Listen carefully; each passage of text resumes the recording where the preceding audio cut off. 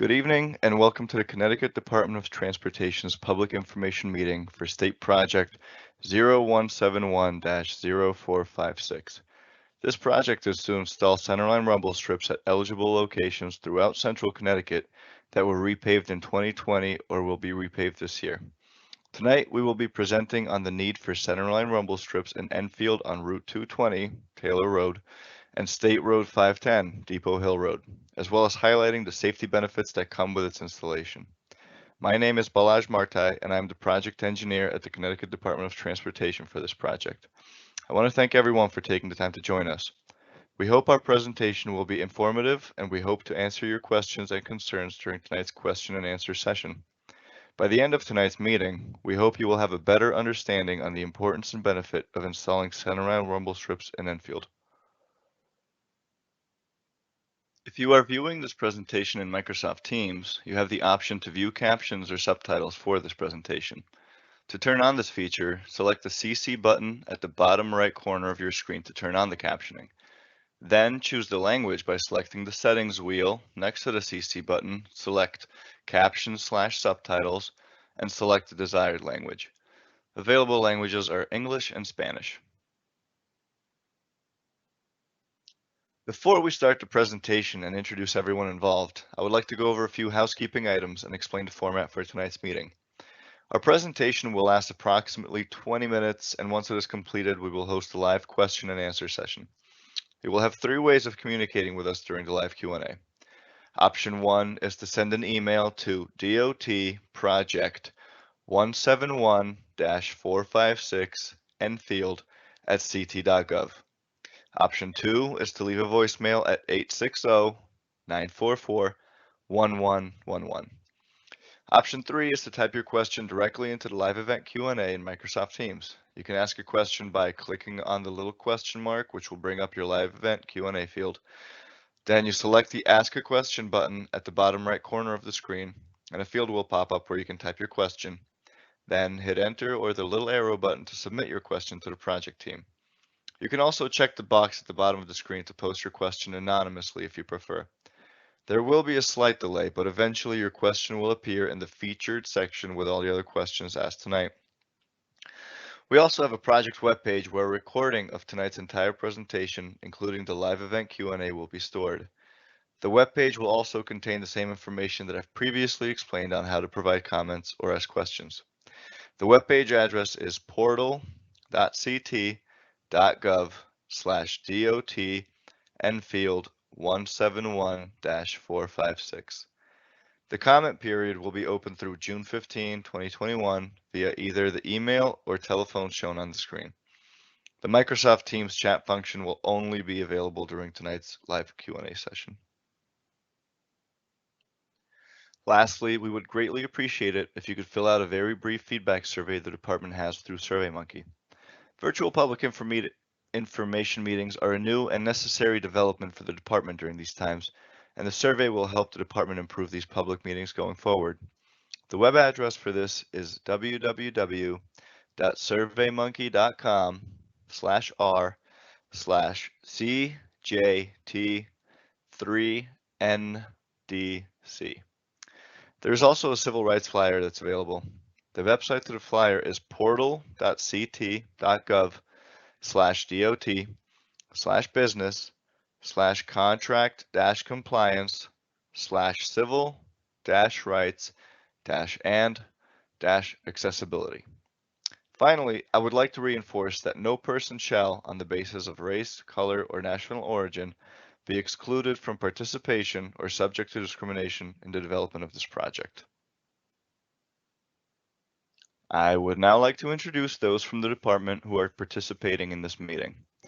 Joe Olette is the State Safety Engineer for the State of Connecticut, the head of the Safety Engineering Unit in the department's Division of Traffic Engineering, and is the project manager for this project.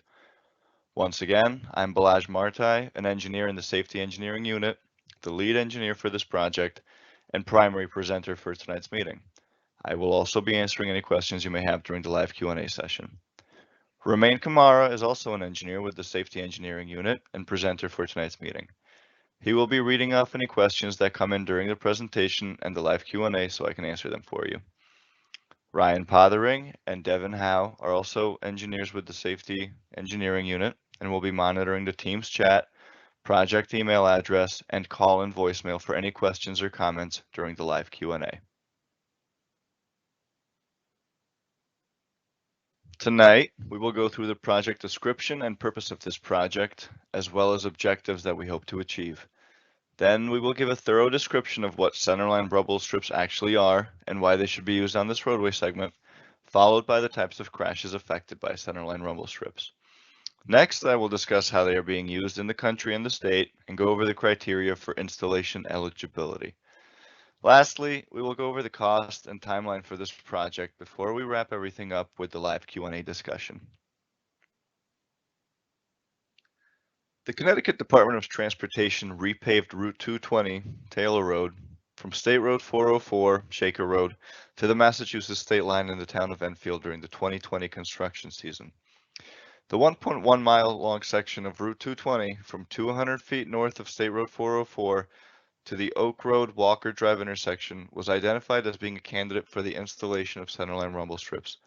I will go over what qualifies these roadway sections as eligible later in the presentation. As mentioned in the last slide, centerline rumble strips are proposed on Route 220 from 200 feet north of State Road 404 to the Oak Road Walker Drive intersection as highlighted on the aerial image for a total of 1.1 miles.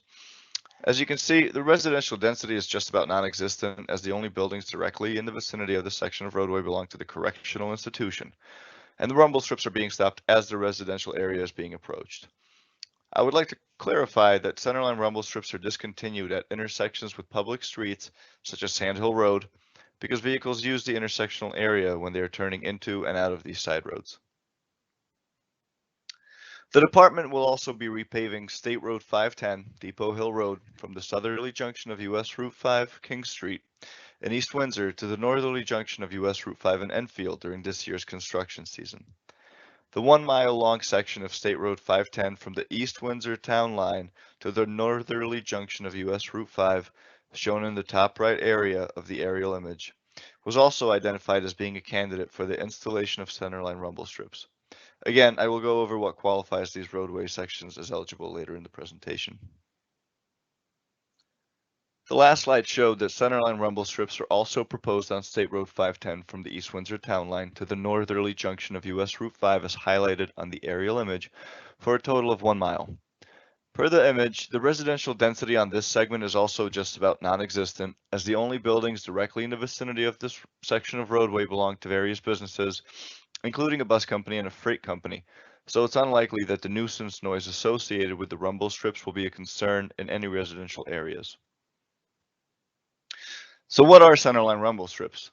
They are grooves within the double yellow centerline that produce noise and vibration when the tires of a vehicle come into contact with them.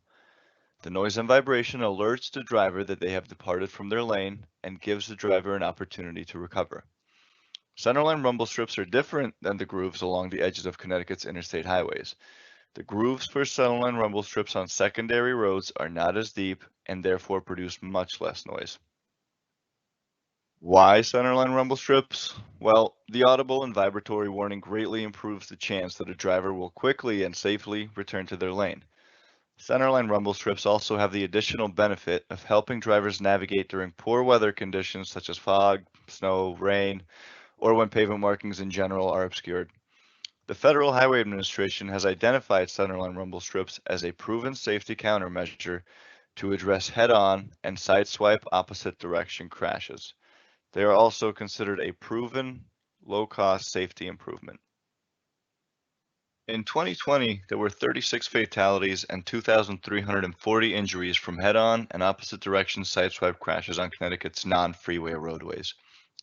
Centerline rumble strips help reduce these types of crashes, which could be attributed to distracted or fatigued driving.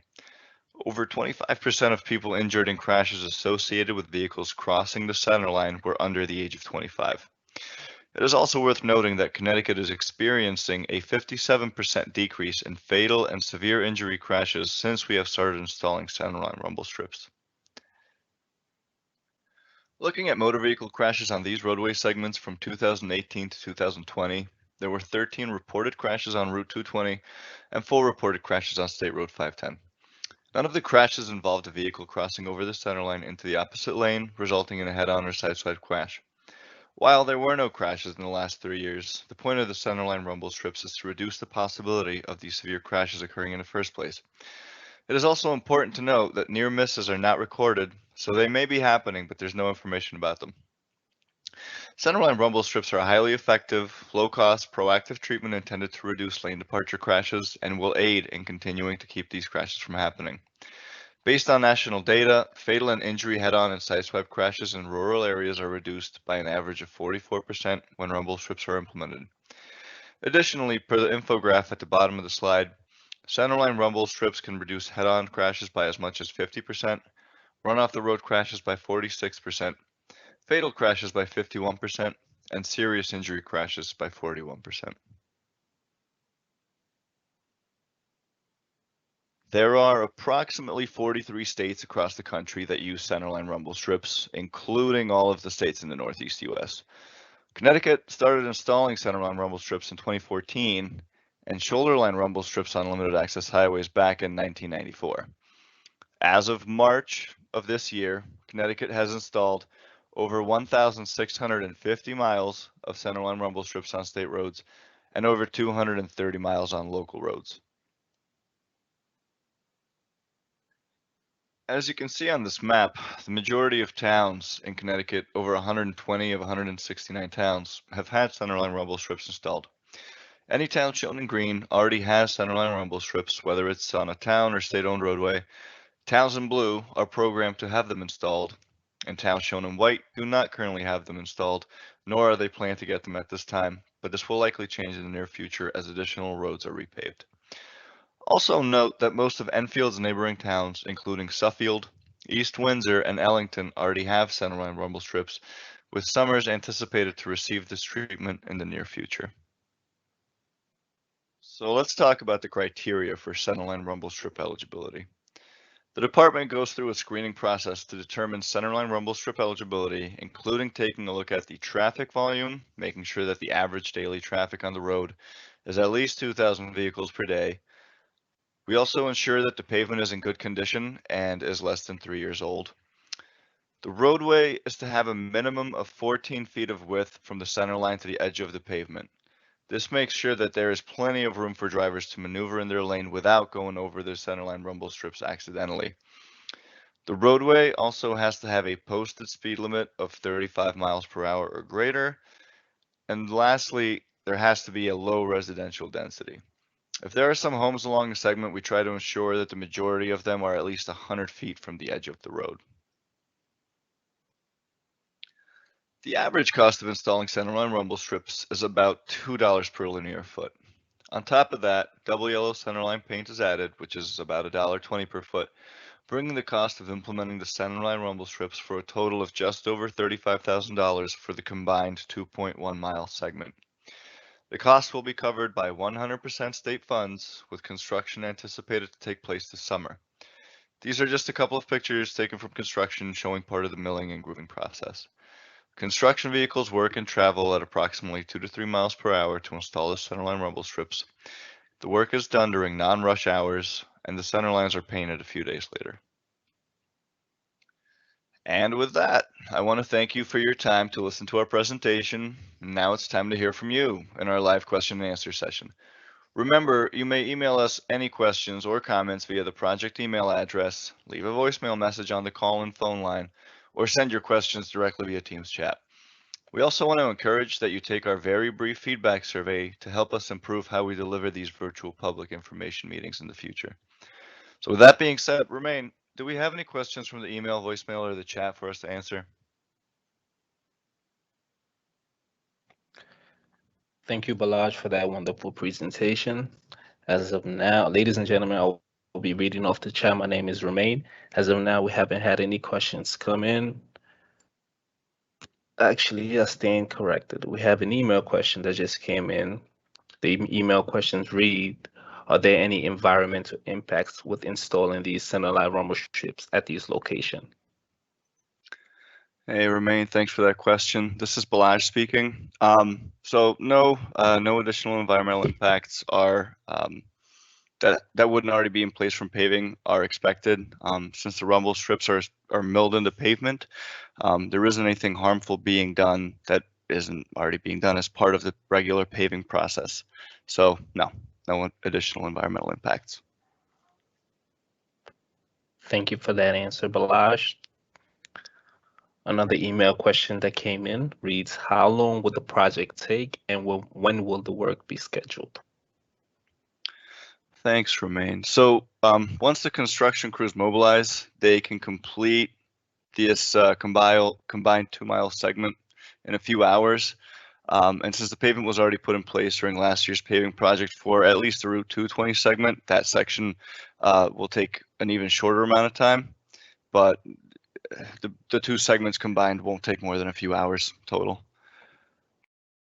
And the work is scheduled to take place in summer or fall of this year. And before that happens, a press release will be issued. Okay, thank you for that. And a reminder to those on YouTube that this information could be found under the video. You would just need to click see more. The email address, which is not hyperlinked, should be there for you to copy and paste. For those in the chat, you can just use the chat Team Live event chat to ask your question. And if you choose to do so, you can choose to ask anonymously.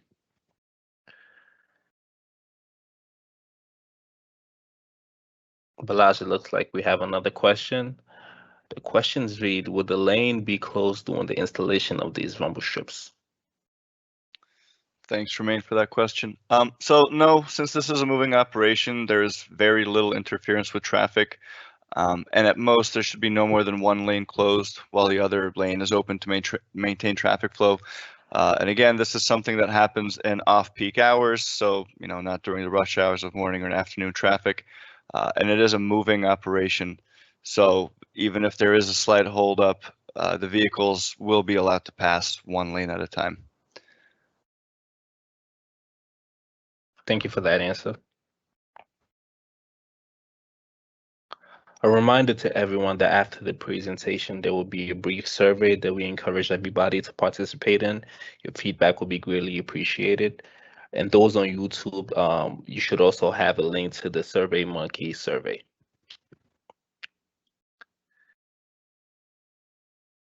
Balazs, it looks like we have one more question, email question. And the question reads, will reflectors be installed in the grooves will the reflectors be installed in the groove as part of this project? Thanks, Romain. So no, reflectors are not being installed when the Centerline rumble strips are installed, mostly because they have a tendency to get ripped up when the plows go over them into winter, which means that they would have to be more closely maintained. It just ends up being more work in general, and they could actually also become a roadway hazard when they get ripped out of the grooves, which could damage vehicles. Okay, thank you for that.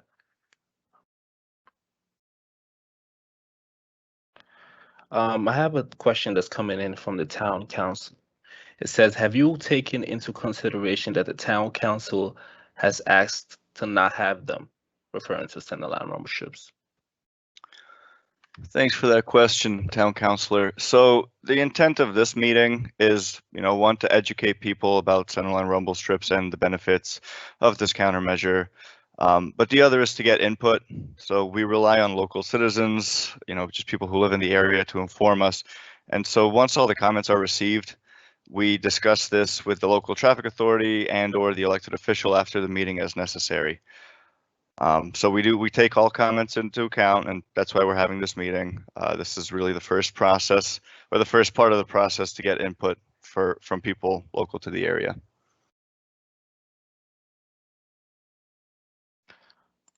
Thank you for that answer. Another reminder to everyone that the comment period for this presentation will be open through June 15th, and we will be reviewing all voicemails and emails within that time frame. However, the live event chat is only open for tonight.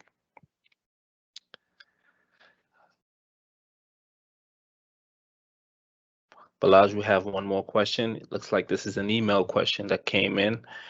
Is the centerline rumble strip stamped in or is it cut out? Thank you for that question, Romain. So the centerline rumble strips are cut into the new pavement, which produces a file milling product that is then hauled from the job site, usually or typically to a DOT location, and then it's actually recycled for future use in upcoming paving projects. So it is cut. Another reminder to those on YouTube that this information can be found under the video. You would just need to click see more. The email address, which is not hyperlinked, should be there for you to copy and paste. And for those of you in the that would like to ask questions during the chat, you can only do so during this live chat event. And you can do so anonymously if you choose. We have an email question, Balaj. The email question reads, how much money would this project cost the state and to the town? Thank you, Romain. The approximate cost of installing the centerline rumble strips for this, again, just a little over 2 mile set of segments is about $35,000. And the state covers the whole cost of the work. And as we receive funding every year to repave roads that have made it onto what we call the vendor in place list. And since the rumble strips are considered for installation at the time that these lists come out, they get funded under the same umbrella. So there's no cost to the town for the project. It's 100% state covered. And that's actually why we typically try and do this installation of the centerline rumble strips at the same time, or not long after the paving is done, because one of the caveats or one of the requirements for installing it is that the pavement has to be in good condition and has to be less than 3 years old. So it makes sense to follow up with it soon after the paving project is complete. Okay, thank you for the answer, Balaj. An anonymous question just came in. The question reads, do the businesses on Depot get notified, and will the strip stop in front of their business? So my understanding, thank you for that question, Romain. So my understanding is that the strips stop at intersections with town roads, but I do not believe that they would stop in front of businesses. And do the businesses on Depot get notified? So yeah, any business, again, there would be a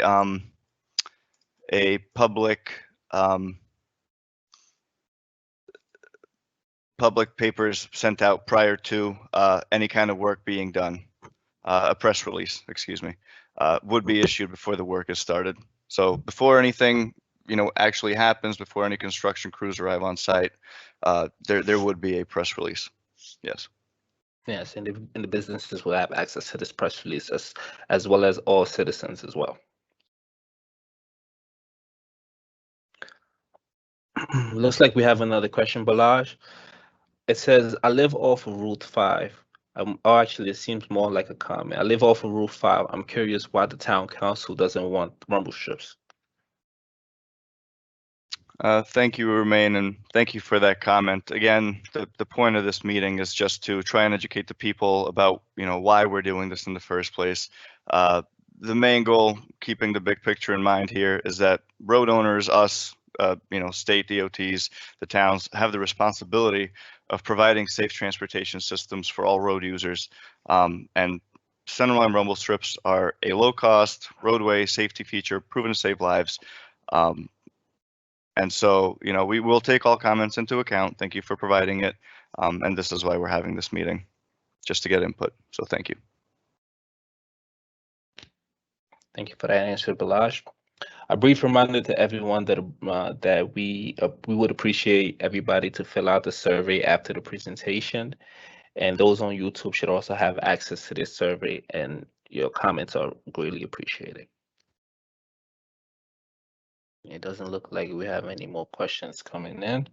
Another reminder to everyone that the comment period for this presentation is open through to June 15th, and we will be reviewing all voicemails that come in and emails within that time frame.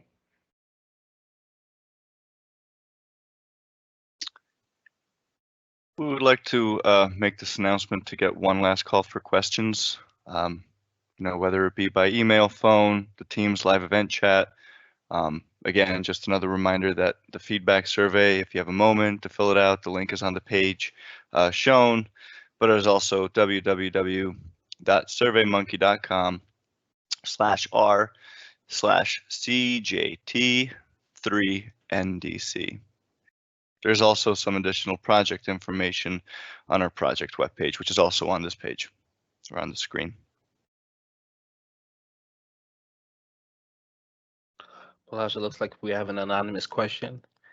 The question reads, can you provide a complete list of roads in Enfield that are being considered for Centerline rumble strips?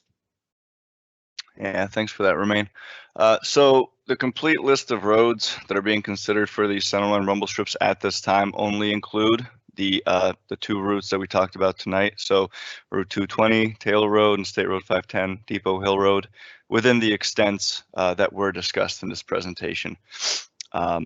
And again, that's just at this time. In the future, it is anticipated that as additional paving projects take place, again, that vendor in place paving that I mentioned a little bit earlier, as more of those happen over the years, you know, the Centerline rumble strips are something that we look at implementing wherever they are meeting the requirements for installation. Again, pending the residential density caveat, that one's really one of the bigger issues that we tend to have, as far as, you know, citizens voicing their concerns about possible noise issues. And so that is something we keep or take into account as we propose the limits of installation. But as this section really does not have any residential density, we know that shouldn't be an issue. The noise won't be an issue. And since it is a proven safety countermeasure that is backed by the Federal Highway Administration, and there's lots of research on proving it, we think that it would be a good candidate here. But in short, these are just the two sections of road at this time. But in the future, as more of these lists come out, it is anticipated that there may be the possibility that more roadways in Enfield and again other towns in the state will get this treatment. And just to reiterate, you know, over 120 of 169 towns have it. And the reason that some of those towns that were shown in white in the slide, I don't know if Ryan can possibly go back to that one, were shown in white, meaning that rumble strips were not being proposed at this time, is largely due to the fact that they may not have had roads repaved in that town that were eligible for Centerline rumble strips, you know, based on the speeds and the traffic volumes. And the other items that we discussed tonight, or they may have a residential density that exceeds what we would like to install in. So that may be some of the reasons why. But for the most part, it's been very well received by towns. Again, some of the neighboring towns of Enfield have it. I know East Windsor, for example, as part of the installation on Route 510, actually had some rumble strips installed, and the town was all for it. So, you know, at the end of the day, it is a proven safety countermeasure, and we just want to try and save people's lives. At the same time, we do want to get input from people local to the area. Thank you for that answer, Balazs. It looks like we can go ahead and wrap up this presentation. I want to thank everyone for joining us this evening. And just a reminder that the comment period for this presentation is open till June 15th. Questions can be sent via email and via email at the email provided on the slide, or through by phone number 860-944-1111. You can also visit the portal ct.gov/DOT Enfield 171-456, where you can find a copy of the presentation, the plan, and the brief survey that we encourage everyone to participate in. Once again, thank you for your time and enjoy the rest of your night. Thank you, everyone.